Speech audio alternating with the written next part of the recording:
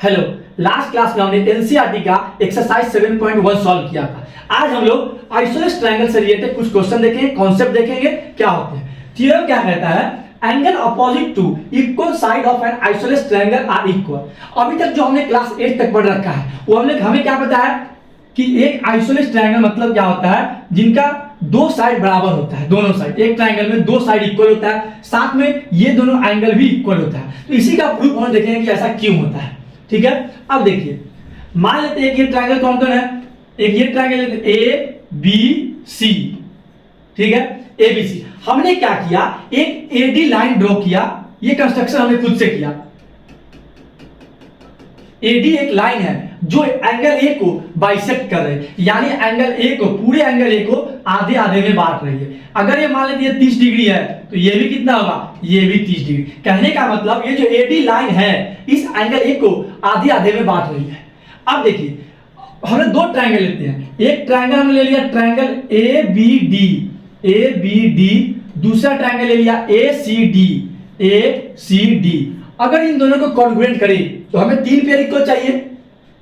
अगर ध्यान से देखिए, आइसोलेस ट्रायंगल है, नहीं दिया हुआ angle opposite to equal sides, side equal दिया हुआ है, यानी कि ए बी और ए सी इक्वल दिया हुआ है। पहला क्या आ गया, A B equal to A C, A B equal to A C, ये क्या है, गिवन है, ये तो गिवन है।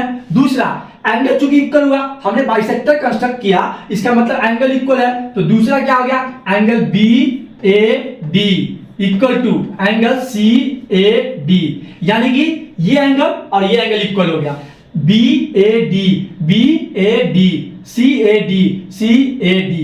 तीसरा एडी कॉमन हो जाएगा, एडी साइड दोनों ट्रायंगल के लिए कॉमन है, एडी क्या आ गया हमारा, कॉमन आ गया, एडी बोल सकते हैं कॉमन आ गया। तो साइड एंगल साइड एंगल और साइड, इससे क्या हो गया, कॉन्ग्रुएंट हो गया। हम लोग क्या बोलेंगे, by side angle side, by side angle side से ये दोनों ट्रायंगल आपस में क्या हो गया, कॉन्ग्रुएंट हो गए। अब जैसे ये कॉन्ग्रुएंट हुए, हम लोग सीपीसी से क्या बोल सकते हैं, सीपीसी से क्या क्या लिख सकते हैं, सीपीसी से क्या क्या लिखेंगे, एंगल लिखते हैं, angle A B D equal to angle A C D, angle B D A equal to angle C D A, angle D A B equal to angle D A C, यानी कि CPCT से ये तीनों angle हम लोग बोल सकते हैं इक्वल है। अब कौन कौन इक्वल आया, अब देखिए बी कौन एंगल है, ये रहा एंगल ए बी डी, यानी बीच वाला एंगल होता है। दूसरा ए सी डी, यानी कि सीपीसीटी से क्या बोल सकते हैं, angle B equal to angle C आ गया। यानी कहने का मतलब अगर अपोजिट साइड इक्वल है तो उसके अपोजिट एंगल्स भी क्या होते हैं, इक्वल होते हैं। जैसे ये देख, ये दोनों अपोजिट, ये दोनों साइड इक्वल, कहने का मतलब इस साइड का अपोजिट एंगल कौन है, ये है, और इस साइड का अपोजिट एंगल ये है, तो ये दोनों एंगल भी आपस में क्या होंगे, इक्वल होंगे। तो क्या हो गया, angle opposite to equal side of an isosceles triangle are equal.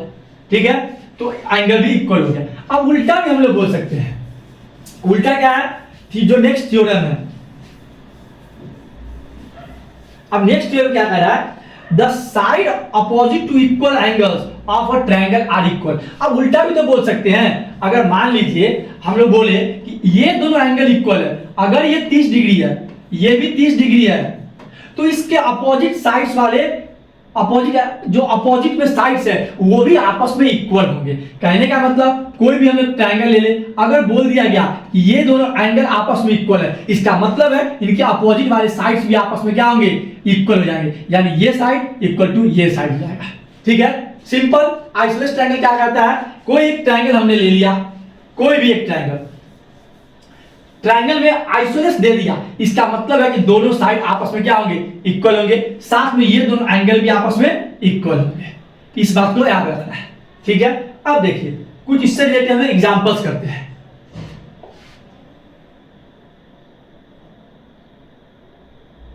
Isosceles में बहुत ज्यादा कॉन्सेप्ट नहीं है, बस यही जानना है कि दोनों साइड इक्वल होते हैं और साथ में अपोजिट उनके एंगल्स भी इक्वल होते हैं। अब देखिए क्वेश्चन में क्या बोला है, इन ट्रायंगल एबीसी, एबीसी एक ट्रायंगल है, the bisector AD of angle A is perpendicular to side BC. अब ये बोल दिया कि एबीसी क्या है, एक ट्रायंगल है, और एडी क्या, परपेंडिकुलर बाइसेक्टर ऑफ एंगल ए। यानी एडी जो है एक तो ये परपेंडिकुलर यानी 90 डिग्री तो है ही, यहाँ पे जो ये बीसी लाइन पे है ये 90 डिग्री है। परपेंडिकुलर मींस कि जिस लाइन पे जाएगा बिसाइड बीसी पे वो 90 डिग्री पे है, और साथ में बोला ये एडी लाइन एंगल ए का बाइसेक्टर है, यानी एंगल ए को बाइसेक्ट कर रहा है, यानी आधे आधे में बांट रहा है। अगर ये 30 डिग्री तो ये भी 30 डिग्री, यानी आपस में एंगल इक्वल हो गए। ठीक है, अब क्या बोला, so that A B equal to A C, हमें क्या प्रूव करना है, A B equal to A C, A B equal to A C हमें ये शो करना है। यानी कि किसी भी तरीके से मैं ये ट्रायंगल और ये ट्रायंगल को कॉन्ग्रुएंट कर दूं तो सिंपलिसिटी से बोल सकते हैं कि A B side equal to A C side. जैसे ये दोनों इक्वल आया, ए बी सी एक आइसोलेस ट्रायंगल बन जाएगा, जिसका दो साइड बराबर होता है तो वो आइसोलेस ट्रायंगल होता है। अब देखिए एक triangle A B D, triangle A B D, दूसरा triangle A C D, triangle A C D. अब देखते हैं क्या क्या दिया हुआ है। सबसे पहले तो एंगल इक्वल दिया हुआ है, तो एंगल इक्वल ले लेते हैं। तो एंगल कैसे लिखेंगे, angle B A D equal to angle C A D. ठीक है, ये गिवन है कि एंगल ए क्या है, एंगल ए का bisector, AD is the angle bisector of A, तो गिवन हो गया। दूसरा क्या है, एडी साइड कॉमन है दोनों में, इन दोनों ट्रायंगल में एडी साइड क्या है, कॉमन है, तो बोल सकते हैं एडी कॉमन हो गया। तीसरा 90 डिग्री, दोनों में क्या है 90 डिग्री गिवन, दोनों में ये एंगल एडीबी और एडीसी दोनों एंगल कितना है, बोल सकते हैं 90 डिग्री, तो बराबर है। यानी angle ADB equal to angle ADC, angle ADC. यानी कौन कौन साइड इक्वल हो गया, एक तो ये एंगल, दूसरा ये साइड कॉमन, और तीसरा ये एंगल, यानी एंगल साइड एंगल किससे कॉन्ग्रुएंट हो गया, हम लोग बोल सकते हैं by angle side angle, congruency से triangle A B D congruent to triangle A C D. Simple क्या हुआ, दो एक एंगल ये हो गया इक्वल, एडी कॉमन हो गया, और ये दोनों एंगल 90 डिग्री, तो एंगल साइड एंगल से दोनों कॉन्ग्रुएंट हुए। अब जैसे ही कॉन्ग्रुएंट हुए हम लोग क्या बोल सकते हैं, जैसे ही कॉन्ग्रुएंट हुआ ए बी साइड, ये दोनों A B side equal to A C side, CPCT से क्या हो गया, by CPCT A B equal to A C. यानी कि इस ट्रायंगल में ये दोनों साइड सीपीसीटी से इक्वल आ गया, यानी कि जब दो साइड इक्वल आ जाए उस ट्रायंगल क्या बोलते हैं, आइसोलेस ट्रायंगल बोलते हैं। Hence triangle ABC is isosceles triangle. ठीक है, सिंपल है, कुछ भी नहीं, बस कॉन्ग्रुएंट करना था और सीपीसीटी हमने प्रूव कर दिया। लिखिए कुछ और एग्जांपल देखते हैं हम लोग।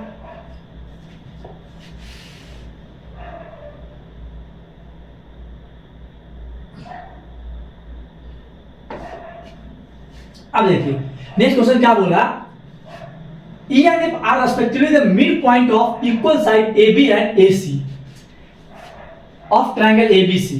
अब पहली बात तो दे दिया equal side of AB and AC।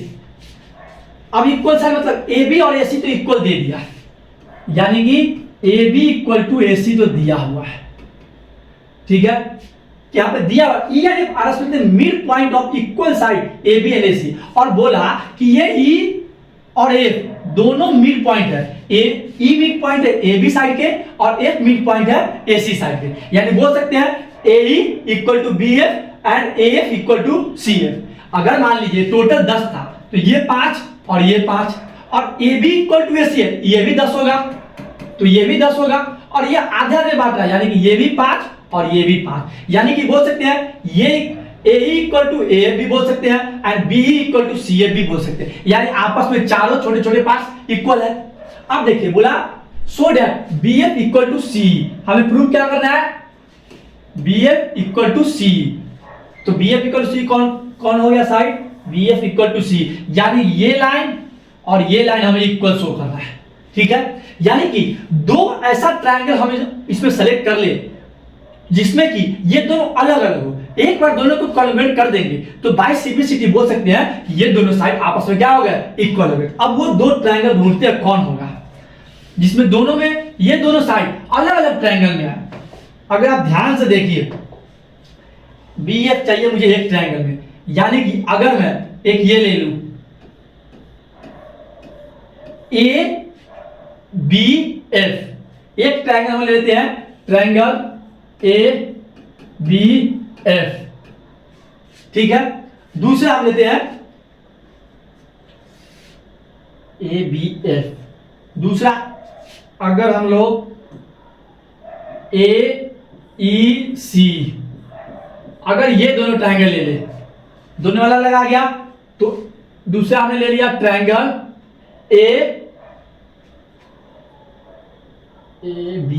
ABF है, ACE, देखिए A से मैंने स्टार्ट किया B पे आया ABF, यानी कि A के बाद 90 डिग्री के पास नहीं गया, मतलब यहाँ पे F के पास नहीं, A के बाद जहां पे सिंगल इक्वल दिया उधर से आगे बढ़ा हमने, तो क्या होगा ABF। उसी प्रकार A से स्टार्ट करेंगे एंड पे आएंगे C पे फिर E पे, ठीक है। अब देखिए ये दो ट्रायंगल कॉन्ग्रुएंट करना है, क्या क्या गिवन है। पहली बात तो AB इक्वल टू AC दिया हुआ है, पहला AB इक्वल टू AC दिया हुआ है, ठीक है। दूसरा इन दोनों ट्रायंगल में बोल सकते हैं क्या ये एंगल कॉमन है, ये एंगल दोनों में आ रहा है, यानी बोल सकते हैं angle A equal to angle A common. दो हो गया, यानी एक तो साइड गिवन था इक्वल, दूसरा क्या हो गया एंगल गिवन है। अब तीसरा कैसे निकालेंगे, देखिए ध्यान से, ये साइड और ये साइड आपस में इक्वल है।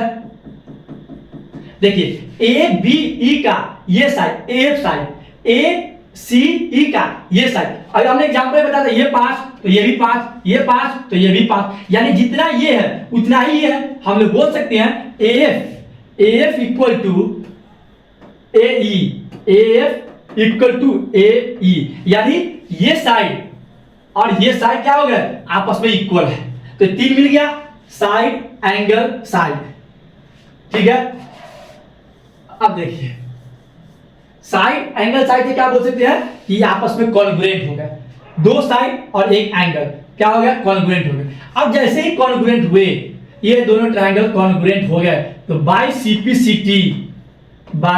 CPCT क्या बोल सकते हैं AB side equal to AC side, sorry हमें क्या प्रूव करना है BF equal to CE, BF equal to CE, यानी BF इक्वल टू CE हो गया। कभी भी ट्रायंगल में यही करना है कि हमें बस कॉन्ग्रुएंट करना है किसी तरीके से, दो ऑलमोस्ट गिवन ही होता है, तीसरा हमें ढूंढना होता है। जैसे इसमें क्या दिया हुआ, बस हमें क्या पता करना था AB और AC तो दिया हुआ था और एंगल एक कॉमन डायरेक्टली दिख रहा है, फाइंड क्या करना था जो मिड पॉइंट दिया हुआ है उससे ये पता चलना चाहिए था कि ये साइड और ये साइड आपस में इक्वल है और ये भी आपस में इक्वल है, यानी जितना ये साइड उतना ये साइड। इससे क्या हुआ तीसरा पेयर मिल गया। और वो ट्रायंगल ढूंढना बहुत जरूरी था कि सही ट्रायंगल कौन सा ढूंढे, इसमें दो अलग अलग ट्रायंगल में अलग अलग है। एक बार क्या होगा अलग अलग आ गया दो ट्रायंगल में ये दोनों, तो जैसे ही कॉन्ग्रुएंट होगा CPC से इक्वल कर देंगे हम लोग, ठीक है। देखिए आप लोग नेक्स्ट क्वेश्चन देखते हैं।